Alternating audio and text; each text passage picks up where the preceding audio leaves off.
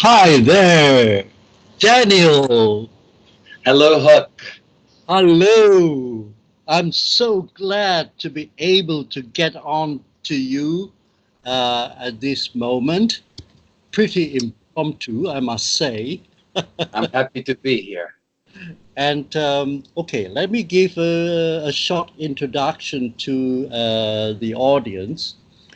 Hello, everybody, all light workers, light warriors, light bearers, and I'm Hock Yeoh, and this is Consciousness Shift, and I'm interviewing Daniel from Canada, and I just got to know him and his work not too long ago, and his expertise is in archaeology and also especially so in Egyptian archaeology, which is fantastic and interesting for me, and I'm sure for all other viewers.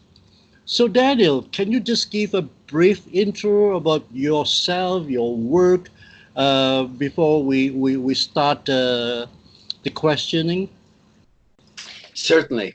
Um, I started out with a lifelong interest in ancient Egypt, and in my youth went and earned myself a master's degree in ancient Egyptian language and literature, and promptly opened a publishing company with some friends, and spent the next 40 years as a freelance Egyptologist.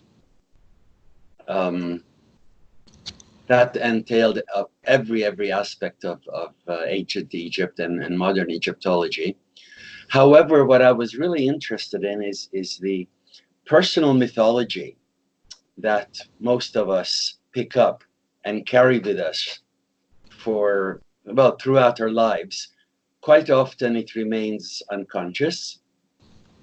And every now and then when you ask somebody, what turns you about Egypt, they kind of either completely stop dead in their tracks, or they start talking and talking and talking. And I have learned so much about, uh, I'm not going to call it a spiritual aspect of Egypt. I'm just going to call it a personal mythology. Because although we all have a concept of what ancient Egypt is, personally, it is like life itself. It's totally unique to everyone. Yeah. And well, actually, I'm on a Christmassy mood Wonderful. because this morning I went to our shopping mall and it was all done up with Christmas decorations, and so that's why I got myself a Good for you. And I just came back from a tour of Egypt about a week ago, oh, wow. and not surprisingly, um, there's a part of old Cairo which is still an ancient Christian section, and the tradition that Joseph and Mary brought Jesus to Egypt a year after he was born, and hid out for a time being in this ancient part of Cairo, is still commemorated and celebrated there. So they will be having a very sweet Christmas as well. Oh yes, I had some friends, Egyptian friends, who are Coptic Christians. Exactly. That's right. Yeah. So back to this Egyptian thing, Daniel. Actually, I believe many of us must have had a reincarnation in Egypt somehow, somewhere, sometime, Yes. because we're all really old souls here, and especially people who are viewing this interview, I'm Mhm. sure. So it is a pretty nice subject to talk about Egypt. And so tell us why you picked on ancient Egypt, Daniel. Well, when I was 2 years old, um, one of my uncles who lived in Alexandria, Egypt, found out that I was alive and sent me a wall hanging as a present. All right. And my parents put it up on a wall above my bed. And the hanging showed the three pyramids, the Great Sphinx, palm trees, the Nile River. And for the next 10 years, I went to bed every night and I woke up every morning seeing the pyramids of Egypt. So ultimately, it had to have a very, very strong influence on me. Now, there are, I don't have any personal memories of past life in ancient Egypt. However, can I tell you a quick story? Sure. We're Good. all eager to know. I was on Elephantine Island, which is in the Nile River at Aswan, many years ago. And I was just about to go into the museum with a group of tourists that I was guiding around when I saw a sailboat coming up to the steps of the island with a beautiful woman in a bright red dress. And I said, okay, there's something wrong with that picture. Beautiful women don't travel by themselves in Egypt as tourists. So I stayed on the porch of the museum, and she came right up the stairs. And instead of going into the museum, she came right up to me Oh, and said, "Excuse me, sir, but the book you're holding in your hand, is that about the ancient Egyptian gods?" And I pulled up the book, and it was exactly that, Budge's book on the gods of ancient Egypt. And she looked at me square in the eye and she said, "You're supposed to take me to where I'm going," which of course caught me totally by surprise. And I said, "Well, that's not really possible because I'm here on a tour and we have an itinerary." So she pulled out her itinerary from her bag, and we compared itineraries. Hers was made in Hawaii. Mine was made in Toronto, Ontario. And for some reason, they were exactly the same. wow. She was going to the same cities on the same days, different hotels, but the same timing. And so I said, okay, this is unusual. So I took her to meet my tourists. And she was a pretty young thing, and they all loved her to death. And they said, sure, she can join us. She can travel with us. So we went through Egypt, and she said that she used to be a Syrian slave girl who served Queen Nefertiti, the um, the wife of Akhenaten, one of the most beautiful women in the ancient world, and that she and the queen came to a violent end at some point, and she is looking for the place where they died. Oh, And I said, that's fabulous because I'm going to cover at least 2 or 3 places where Nefertiti may have lived. And sure enough, almost at the end of the tour, we were in Middle Egypt visiting Akhenaten and Nefertiti's capital city. She found the place where she died. She was very, very happy, and she promptly left the tour. And I said, how are you going to get home? I mean, you know, people have airline schedules and all that. And she says, oh, it doesn't matter. I'm an airline stewardess. I can travel anytime, anywhere. So she left. And about a month later, I received a letter from her. She said that her psychic, the same one who told her that she will meet a man in Egypt holding a book on the gods of Egypt, the same psychic told her that I used to be one of 12 bilingual scribes serving Akhenaten back in 1300 BC. And I was the only one among those 12 scribes who was humane and nice to her as a slave girl. Wow. So that was one of my closest association with being identified as having a life in ancient Egypt. Well, let me tell you my story. Please. Yes. Yeah. When I was about 9 years old, I was very fascinated with the Sphinx. Yes. Not the pyramid, but the Sphinx. And as part of my class project, I made a replica of paper mache of the Sphinx. And boy, I was so happy. And my replica was actually very real or similar to the Sphinx. And it freaked out my teacher because everybody else was making cats or dogs, you know. But I made up a Sphinx, and I was so proud because um, uh, while modeling the paper mache, I think I could feel emotions.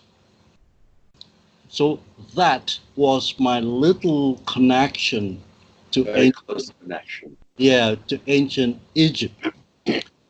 Well, so now let us try to talk on the mythology, the history, and even the esoteric interpretation that you may have, Daniel. Yeah. Well, there is this, or there are these three parts of Egypt when we look at it from the Western world or the Eastern world, whatever. And I was trained in the history of Egypt and the archaeology of Egypt. But at the same time, I was fascinated with the mythology because it's one thing to know which king ruled when and what his accomplishments were, all the temples he built, and that's all head stuff. That's all intellectual stuff. The mythology, however, has a very, very strong emotional content. The gods of Egypt have a fabulously rich interaction of their own. And for example, the ancient city of Heliopolis, it's a city of the sun, the Greek name Heliopolis, and it's named in the Bible as On, O-N. Oh, So it's part of the Old Testament, used both by the Jews and by the Christians. And it is the seat of sun worship. Now, the mythology of the sun in ancient Egypt is very, very important. And it is, in a sense, a horrifying story. Just to give you an example, there was a fight between a god Horus, Horus, who is the god of kingship, and his uncle Seth. oh. They both turned themselves into hippopotami, and they fought in the Nile River. Well, it was an unfair fight because the mascot of Horus is really a falcon, and a falcon doesn't belong in the water. So Horus knew he was at a disadvantage, so he asked his mother, Isis, to harpoon Seth, Oh. which she did Oh. in the middle of the fight. But Seth cried out, "Oh, Isis, Isis, my beloved sister, don't let me die in the water. Pull your harpoon out of me. I love you so much. How can you do this to your own brother?" And of course, Isis, with her soft heart, pulled the harpoon out of Seth, and Horus became so angry that he came out of the water and he lopped Isis's head off. Oh. And she became a stone statue. And of course, we, as modern readers, we go, what did he just do? And he immediately ran away into the desert. Seth, of course, told everybody, don't worry, I'll go and fix him. So Seth found Horus in the desert, and the two of them continued fighting. Oh. Seth tore out Horus's eyes, Yeah. and Horus tore off Seth's testicles. And that was the end of the fight. They couldn't fight anymore, so they both limped away. And then another goddess, the goddess of love, whose name is Hathor, found Horus in a desert, found the goat, took out its eyes and put it back into Horus's head, and Horus saw again, and they walked back to the Nile, and the moment Horus approached his mother's stone statue, Isis came alive, grew herself a new head, and everything was well. So this is what mythology does. Mythology has no boundaries like human life does. Yeah. And it can take you into activities and places that we can't do as human beings. If somebody lops my head off, I'll have to wait until I'm born again. Yep. So I'm fascinated with mythology, and it just shows me that at some point, perhaps energetically, which may be our mythological, our personal mythological field, we are also boundless, even though our physical beings are completely limited. I see. So this personal mythology is where history disappears, it doesn't matter anymore. Egyptian mythology gets transformed into our own understanding. And I believe that everybody who goes to Egypt carries their own personal mythology with them, whether they know it or not. And what that personal mythology may be, nobody really knows except the person who carries it. But you, for example, have had a very, very rich background in Egypt.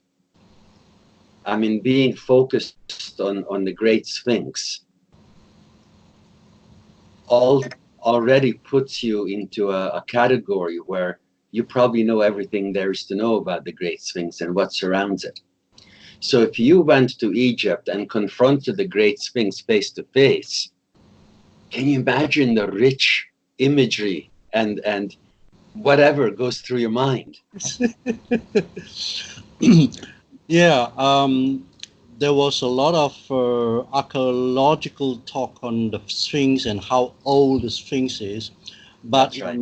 in mainstream archaeology, I never agreed that it was so brand new.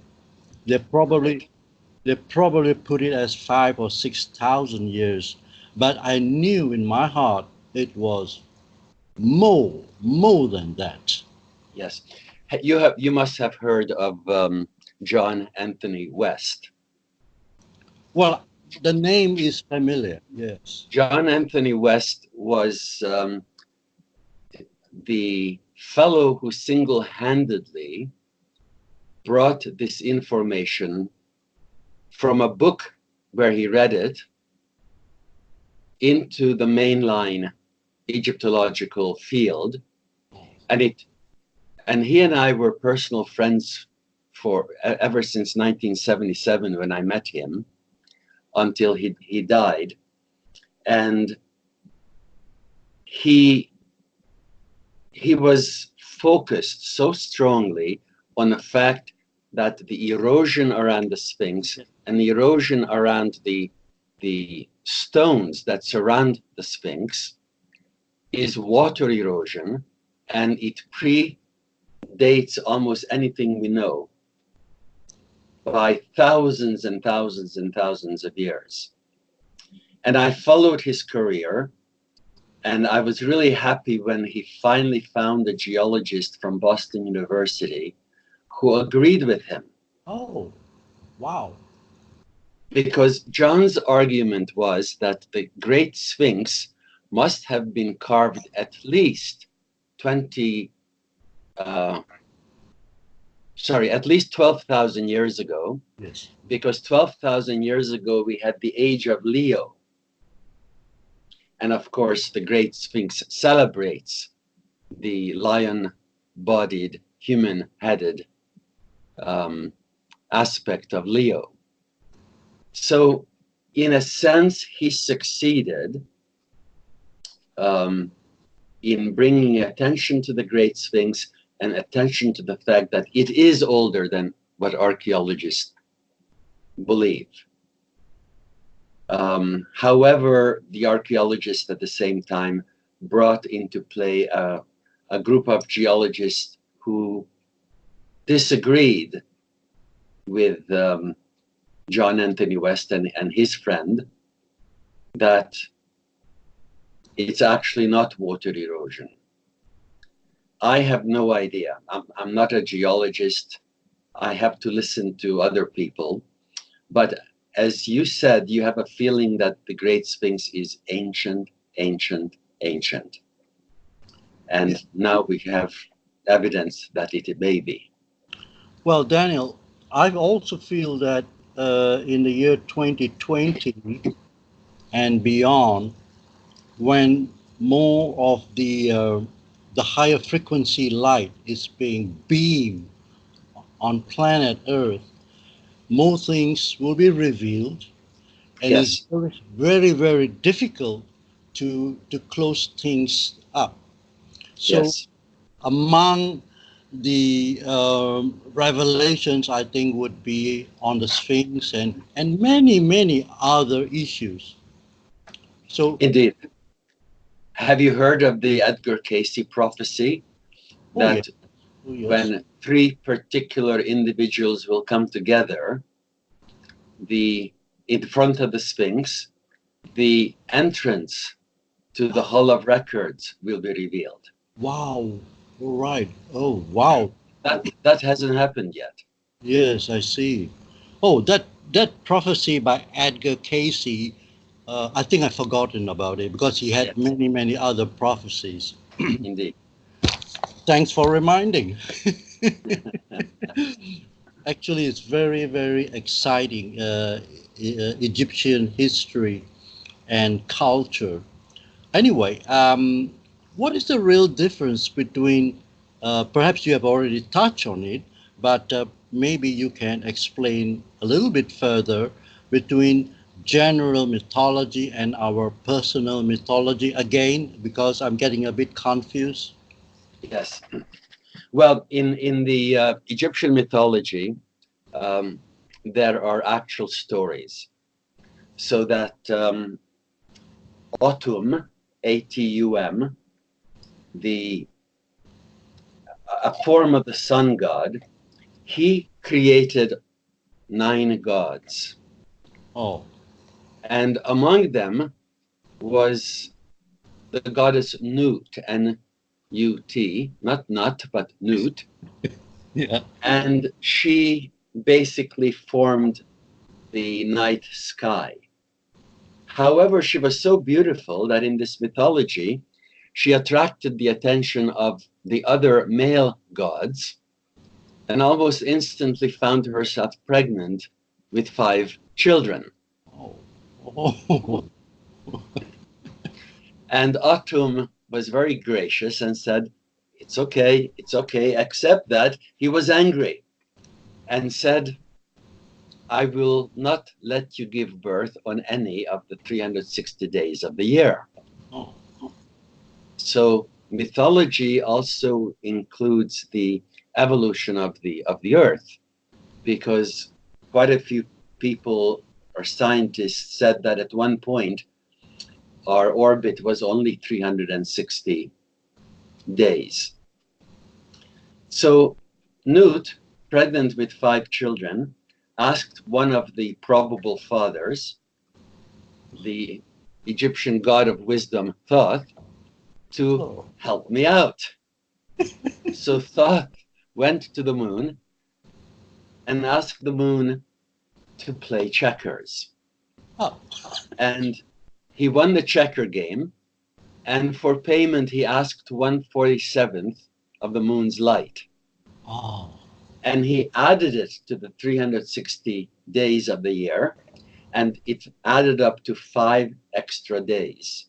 Oh. And when the time came for Nut to give birth, she had 1 day to give birth to her 5 children, who were Osiris, Isis, Seth, and Nephthys, and another fellow called Horus the Elder, whom nobody knows very much about. So in this mythology, all is well that ends well.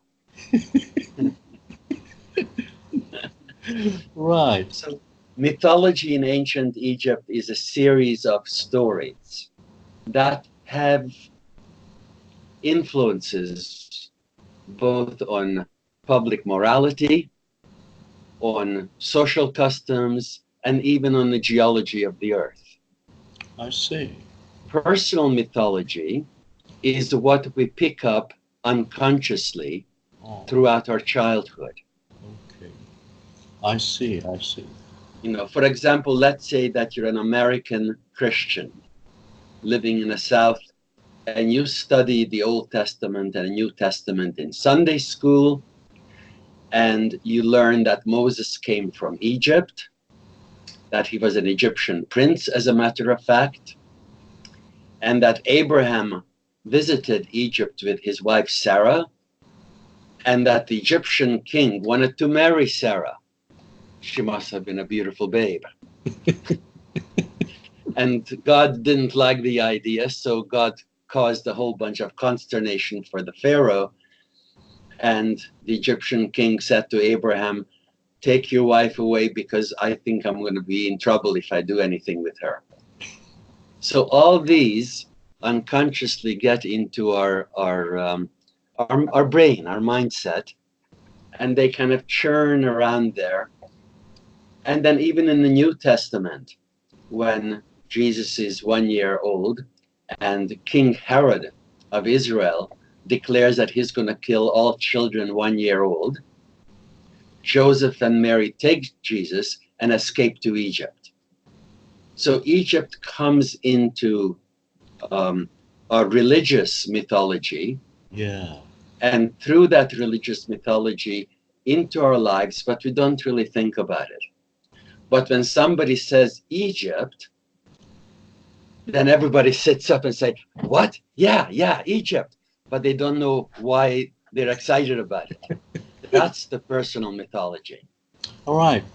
And Daniel, I think you are the right person to ask, because I really want to know a little bit more on the role of Akhenaten bringing in, is it the sun god, Ra? Am I right? No, the Aten. Bringing in the sun disk, called the Aten. So that had a very huge impact, almost a descent on the local Egyptian population of those times. That's right. So can you say something more about this, because I couldn't find any more information on that. Mm-hmm. Well, I think I can, because I specialized in this particular era of Akhenaten and Nefertiti and their time. Let me start with the Aten itself. the Aten has been known in Egyptian mythology all along. It's not a new deity, but it was such a minor deity that very few people ever bothered with him. He was mentioned. He was even mentioned in the pyramid texts, which date back to about 2500 BC. But something happened. Something happened politically around the time of Akhenaten's grandfather or great-grandfather. Tutmosis IV was out hunting in a desert, and he was tired, so he fell asleep in the shadow of the Great Sphinx. And he had a dream there. The Great Sphinx appeared to him and said, if you dig me out from the sand, because only the Sphinx's head was outside the sand, you will become king. Well, the prince really thought that was great. So he brought his men. They dug the Sphinx out. And lo and behold, even though he had 4 or 5 brothers who were ahead of him, he became the king of Egypt. Ooh, wow. Now, we don't know how that happened, but he did become the king of Egypt. However, instead of having himself crowned by Amun-Ra, who was the state god of Egypt, he had himself crowned by Ra, the Heliopolitan god, which was completely no-no. It started a war between the royal house and the priests of Amun-Ra. And this war came to a head with Akhenaten. Akhenaten understood that the religion of Amun-Ra was not a religion at all. It was basically a power play for political power. Wow. And that Amun-Ra basically wanted to control the royal family. So even though his father and grandfather played the Amun-Ra priesthood off and worshipped Ra and eventually the Aten, which is the sun's disk, Akhenaten went the whole way. Now, imagine Akhenaten, a 16-year-old or 17-year-old teenager, married to this beautiful girl called Nefertiti. And he knew that the Amun-Ra priesthood were, if not evil, they were like our capitalists are today. All they were after is money and power. And he said, okay, I'll unknow you. He started building a temple at the east side of the major Amun-Ra temple called Karnak. And chances are that every morning when Akhenaten and Nefertiti woke up, they got on their chariots and they ran through the great Amun temple, hoping to run over a couple of Amun-Ra priests who had to clamber out of the way. They completely interfered with the Amun-Ra worship and took this war between the family and the Amun-Ra priesthood to a new level. Well, the priesthood was very strong. And they eventually ran Akhenaten and Nefertiti out of their temple. They were that powerful. So he had to go maybe a couple 100 kilometers north and establish his own brand new city where he worshipped the sun's disk exclusively. At the same time, he used his political power, this is Akhenaten, to close down the Amun-Ra temples, all of them. Oh. He just closed them down. He had the power. And there's one professor, Donald Redford, who said that chances are when Akhenaten closed down the Amun temples, 62,000 people lost their jobs. Now, these were not just priests, but all the support group, everybody who supported the Amun-Ra temples. So it caused immense amount of trouble in Egypt. And even though Akhenaten and Nefertiti worshipped the sun's disk, the people themselves were probably divided. Oh. Some of them said, well, this is our king. He worships the Aten, so we might as well worship the Aten too, plus our own local gods. But the other half were all disenfranchised Amun-Ra worshippers. And they were really angry. And so for 12 years, there was kind of a standoff because Akhenaten held the military power and the Amun-Ra people went underground. Oh. When Akhenaten died, guess what happened? Don't know. He left behind his wife, Nefertiti, who probably reigned as king, not as queen, but as king, for maybe a year, maybe two, and then somehow she died. Eventually, Tutankhamun came to the throne. He came to the throne as a 10-year-old, which reminds me that you said that you were about 10 years old when you made that paper mache structure of the Great Sphinx. Well, imagine yourself as a 10-year-old suddenly becoming king of Egypt. That's what happened. But because he was only 10 years old, the Amun-Ra priesthood got to him. They took hold of him and they basically changed his religion. He was, when he came to the throne as Tutankhaten. Okay. Within a few years, they changed that to Tutankhamun. Oh. And that was the end of Akhenaten and his religion. Ah. They declared him a criminal. Oh. They forbade anybody to be interred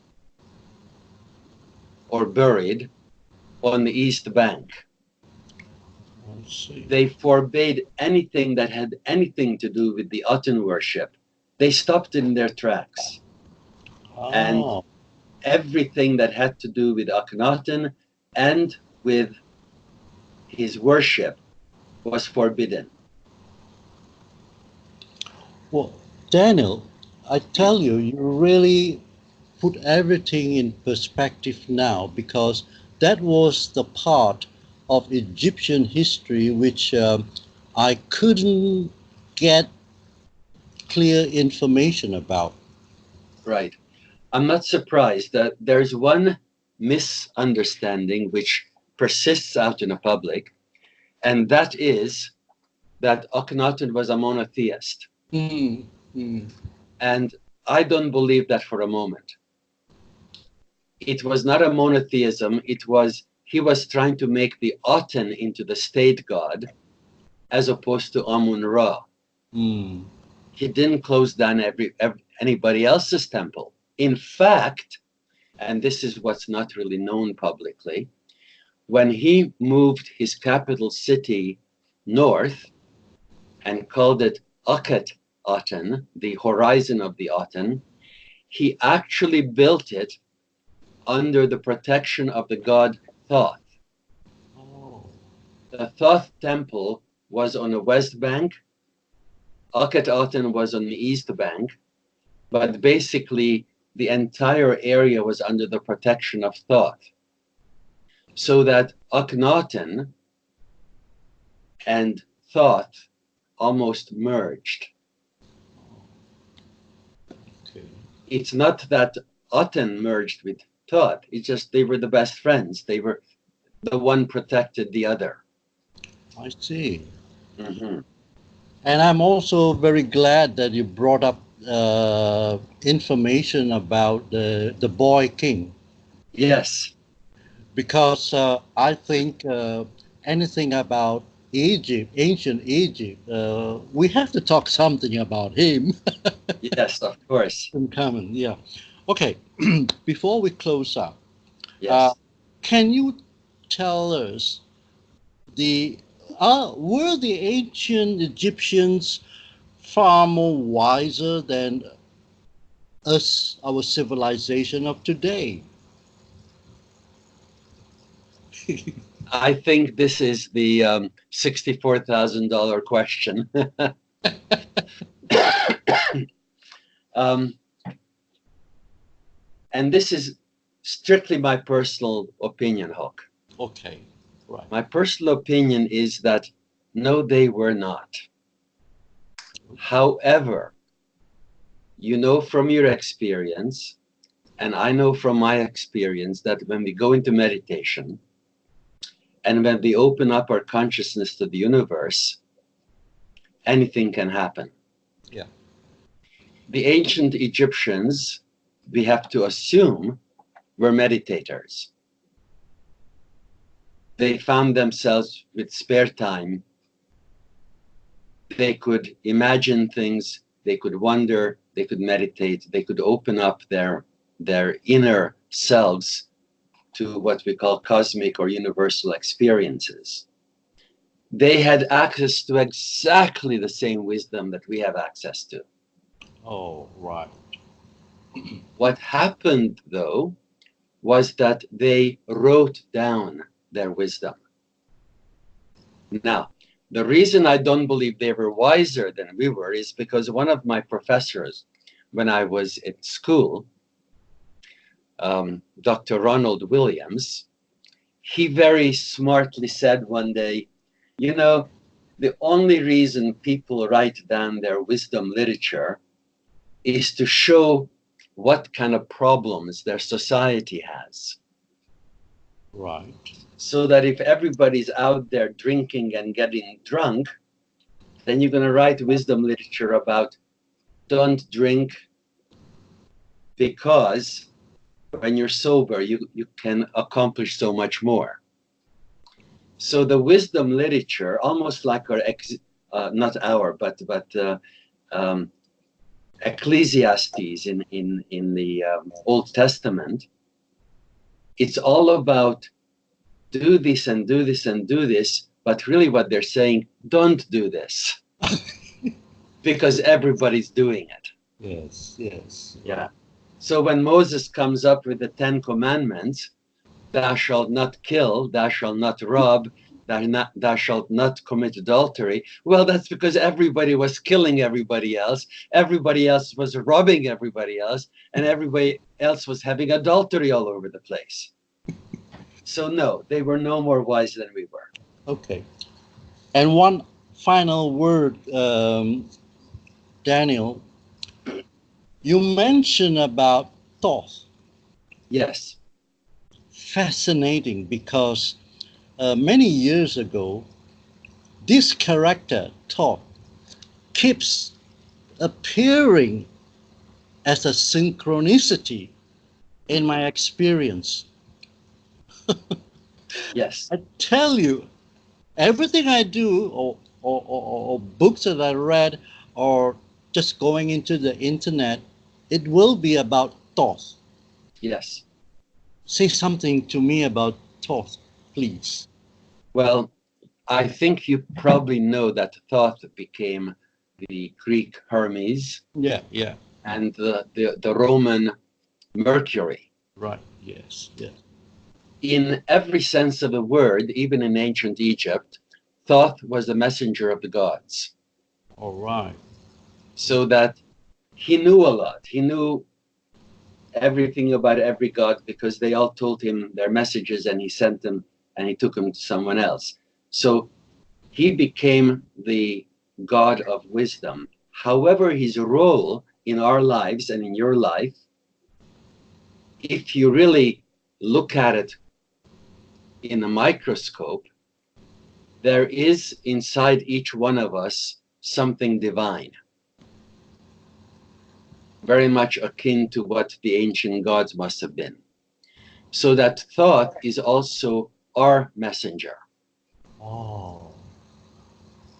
He brings messages from other deities to the deity inside us. So of course we see him all the time.